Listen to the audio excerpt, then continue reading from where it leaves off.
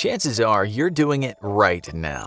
That's right, sitting. Some of you are sitting on the can while you watch this video. Ew, don't forget to regularly disinfect your phone. Some of you are curled up on the couch or sitting up against your headboard in bed. Others are hunched over their computers. There's a slight chance that you're one of those go-getters that watches infographics videos as you walk on a treadmill or use the stair climber. Well, jolly good for you. I salute you from the depths of my coffee-stained, cheesy puff crumb-crusted but ergonomic office chair in my cubicle at the Infographics Institute.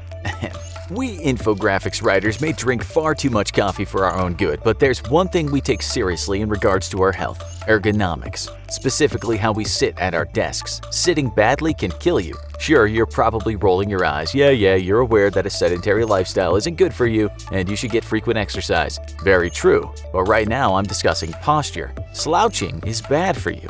The average human head weighs about 10 pounds. When you hunch or roll your shoulder in and hang your head forward while sitting, you're shifting that weight onto your upper back and spine. Some researchers think that for every inch you hold your head forward, you add 10 pounds of pressure on your spine. So if you're slouching forward 2 inches, your neck and upper back has to work extra hard to hold up an extra 20 pounds. When you relax that pressure, such as by leaving your desk after a long day of work, your muscles can spasm and cause nasty tension headaches. Bad posture misaligns your spine and can also lead to back, jaw, neck, and nerve pain. Furthermore, you might be compressing or contorting your internal organs. Sitting with your body bent over causes your insides to push against each other, especially the organs in the abdominal area, and this can lead to decreased blood circulation. Experiencing bad posture for several hours a day on a regular basis causes all sorts of chronic conditions, such as insomnia due to random body aches, pinched nerves, slipped discs, constipation, poor balance, impaired organ function, and the increased risk of developing arthritis due to abnormal wear and tear on bone surfaces.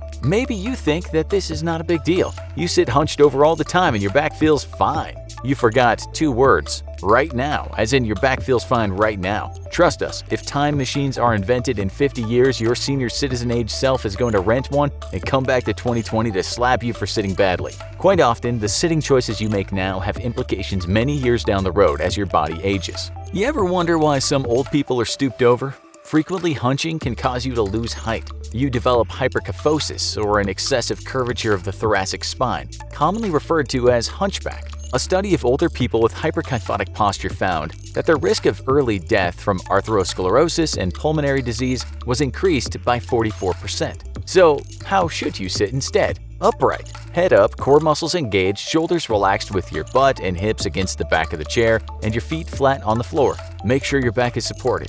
It's best if your chair is ergonomic, but inflatable cushions and small pillows can help too.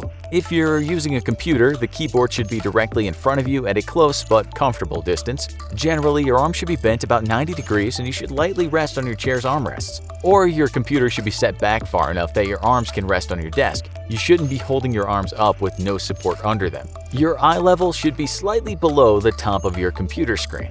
These are just some tips to get you started. Some good sitting posture habits will depend on your height, individual body, workspace, and should be tailored to your particular needs. Aside from having an ergonomic work area, it's important to take breaks. No matter how great your sitting posture is, prolonged static positions will take a toll on your body.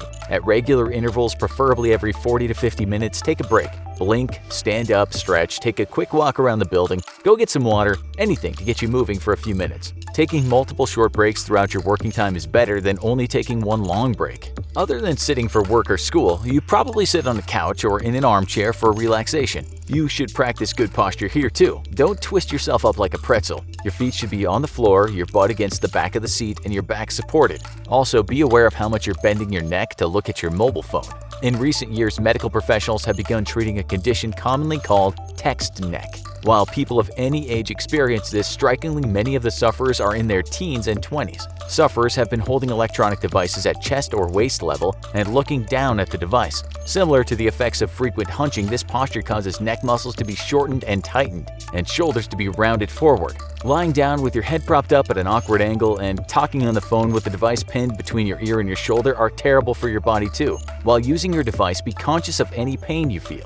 Hold your phone higher so you don't bend as much and your neck stays relaxed. It may sound a little silly, but you may need to take breaks from relaxing to stretch. Instead of cradling your phone with your shoulder, use the speakerphone function or a headset. If you play video games, it's crucial to take breaks too. It's rare, but in recent years, few gamers have died from marathon gaming sessions where they sit in the same position for 10+ hours. They experienced deep vein thrombosis, and the clot traveled through their bloodstream up to their lungs and caused a pulmonary embolism. We all know there's a risk of an accident and injury when riding in a car. However, sitting incorrectly in the front passenger seat can greatly increase your risk of fatality or serious injury. You may have seen a picture of an X-ray that went around the internet a few months ago. A passenger's life was forever altered by being in an accident while she sat with her feet propped up on the dashboard. One of her hips broke and the other was dislocated. Even when the accident is not severe, riding with feet on the dashboard is bad news. Airbags deploy between 120 to 220 miles per hour. That means that everyone else in the car may walk away with minor injuries since they were cushioned by their airbag, but airbags act like bombs for passengers with their feet on the dashboard. In one accident where everyone else walked away, a passenger who had their feet on the dashboard ended up spending painful months relearning how to walk. Her injuries included one kneecap pushing up and breaking her eye socket. On the other leg, her ankle snapped and her foot twisted up and shattered her nose, driving her teeth through her lower lip. Her head snapped back and got concussed, permanently affecting her memory. If you're a passenger, always sit with your feet on the floor and your seatbelt buckled in. The lower belt should sit snugly across your lap and pelvis area, never your stomach. If you're pregnant, you should wear the lap belt below your belly. Adjust the shoulder harness to fit comfortably across your collarbone and chest. It should never rub on your neck or face. Never put the shoulder belt behind your back or under your arm. That defeats the point of it. If you're transporting children, make sure you have the appropriate safety seat for their size. Most of us would not drive a baby around if we didn't have a car seat, but we'll bend the rules for a young child. I get it, you're watching your nephew and you want a snack. A drive-thru for Rick Ronald's is right near your house, and your nephew is big for his age and he's good at following instructions, especially if there are french fries involved, so he'll sit quietly buckled in for the duration of the trip. Don't do it. Various surveys show that nearly 1/3 of all car crashes in the US occur less than 5 miles from home. A 2017 CDC study found that car seat use reduces the risk of injury and crashes by 71 to 82% for children when compared with seatbelt use alone. Also, booster seat use reduces the risk of serious injury by 45% for children aged 4 to 8 when compared with seatbelt use alone. If you have questions about passenger safety, check the driving license guidelines for your area and the CDC. Those are good places to start. Lastly, we like to talk about dropping a deuce. Yep, you heard that correctly, pooping.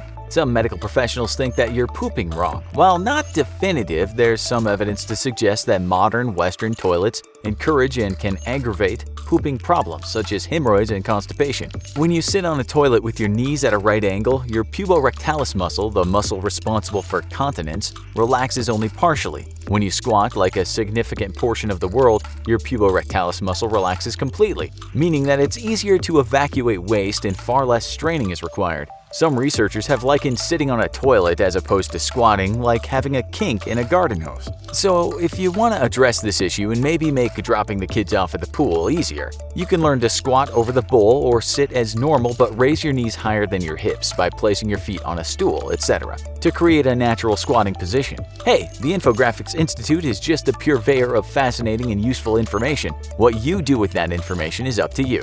But now that you got sitting sorted out, make sure you're sleeping in the right position. And ever wonder if you could die from too much pleasure? Well, the Infographics show has. Go watch now and find out.